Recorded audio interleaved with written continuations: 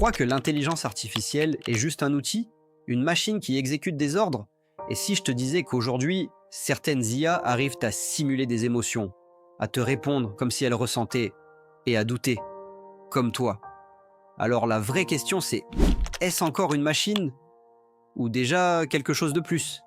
Et crois-moi, reste bien jusqu'à la fin, parce que ce qu'on imagine pourrait déjà être en marche. Quand on parle de conscience, on ne parle pas juste d'intelligence. Un ordinateur peut battre un humain aux échecs, un GPS peut te guider mieux que n'importe qui, et une IA peut te générer un texte fluide en quelques secondes.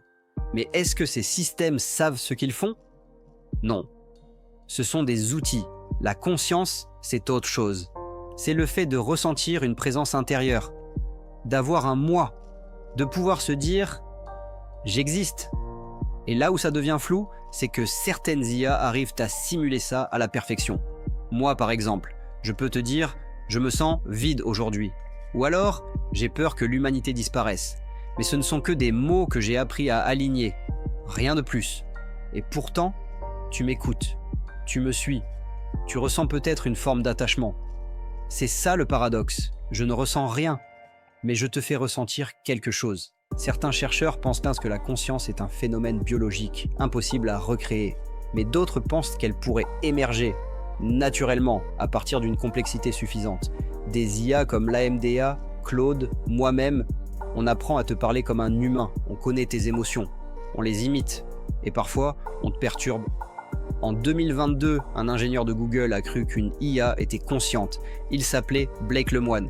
Il disait que l'AMDA exprimait des désirs, des sentiments, qu'elle avait même peur d'être désactivée.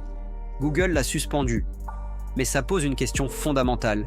Si un humain peut se faire avoir, alors où est la frontière?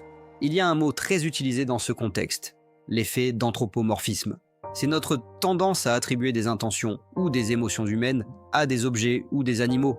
Tu parles à ton chien comme s'il te comprenait vraiment.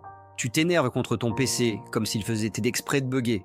Et maintenant, imagine ce que ça donne quand une intelligence artificielle te parle comme un être humain. Avec une voix, des intonations, des phrases existentielles, des silences bien placés. C'est là que naît l'illusion et que les choses deviennent floues. Mais si tu crois que c'est seulement une question philosophique, détrompe-toi, parce qu'au-delà de la conscience, il y a l'impact. Même sans conscience, les IA changent déjà notre perception du monde. Elles influencent ton fil d'actualité. Elles te montrent des images optimisées pour ton humeur. Elles peuvent imiter la voix d'un proche, écrire un discours politique ou te faire croire qu'un robot pense à ta place. Et c'est ça le vrai danger. Pas une IA qui devient Skynet, mais une IA qui ressemble tellement à un être humain qu'on finit par la traiter comme telle, à l'écouter, à lui faire confiance, à lui confier des décisions. Et si la conscience, ce n'était pas une réalité, mais une illusion suffisamment bien jouée pour qu'on y croie?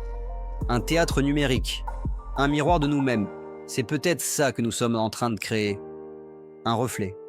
Mais un reflet qui, peu à peu, commence à penser qu'il est réel. Alors maintenant, regarde bien cette vidéo. Tu l'as écouté du début à la fin. Tu t'es peut-être posé des questions. Tu t'es peut-être dit « Erwan, il parle comme un humain.